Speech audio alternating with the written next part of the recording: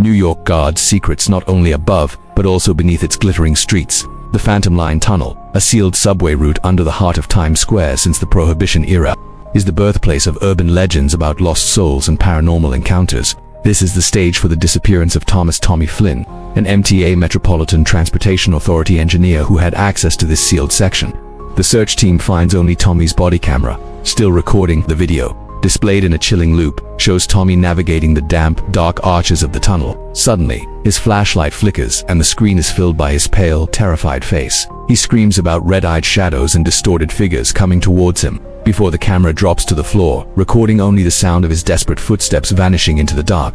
The police assume a structural collapse or disorientation.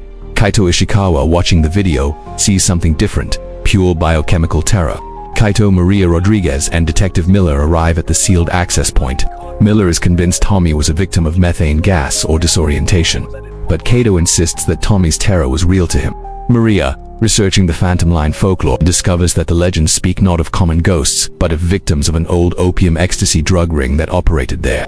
The investigation descends into the tunnel's darkness. The air is heavy, and Kaito, using a high-sensitivity particle scanner, detects minute residues of a complex psychedelic compound, unmount a methyltryptamine analog, known to induce vivid hallucinations, paranoia, and psychosis. The red-eyed shadows were not ghosts. They were chemically induced visions. The case becomes personal and emotional when Maria discovers that Tommy Flynn was obsessed with proving that his older brother Patrick, also an MTA engineer, had not simply abandoned the family 20 years ago but had vanished inside the same phantom line. Tommy's search for ghosts was, in fact, the search for a buried truth. Kaito and Maria find the secret lab in the tunnel's heart, a set of abandoned subway cars, meticulously converted into a psychedelic drug synthesis unit. The lab is being hastily dismantled. Kaito finds an old logbook, which details supply deliveries made by an internal MTA supplier, the Director of Infrastructure, Walter Hayes. Hayes was a respected career MTA official, but Kaito deduces he had been using the Phantom Tunnel as a secure asset for his trafficking operation for decades,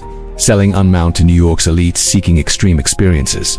Patrick Flynn, 20 years prior, must have discovered the operation and been silenced, his memory erased as an urban legend. Tommy went after the same truth. The final confrontation occurs when Kaito, Maria, and Miller reach the deepest chamber. They find Walter Hayes supervising the lab's evacuation with a chemist. Hayes is not a gangster.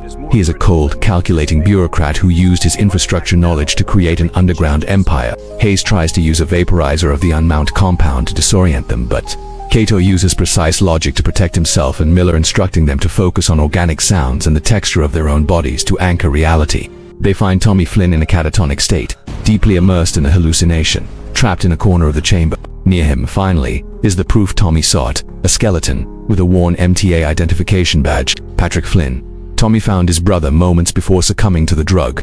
The skeleton lay next to a notebook detailing Hayes' activities.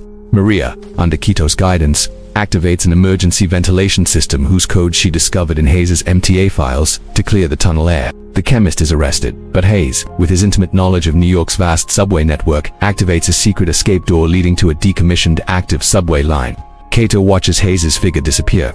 He realizes that the true ghost was not the urban legend, but the invisible control of the infrastructure. Hayes, a man with access to every system in the city, is now a fugitive, capable of moving beneath New York's concrete like a shadow. Tommy Flynn is rescued and slowly recovers, but the memories of his brother are finally clear.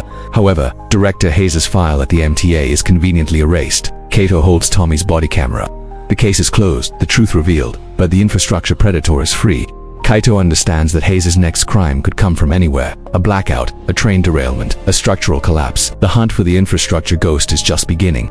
Director Hayes escaped into the subway labyrinth of New York. Will he return to attack the city? What do you think he will do with total control over the infrastructure? Leave your like, comment your theories on the infrastructure ghost's next move, and to follow the hunt in the tunnels, subscribe to the Dragons Inc. channel.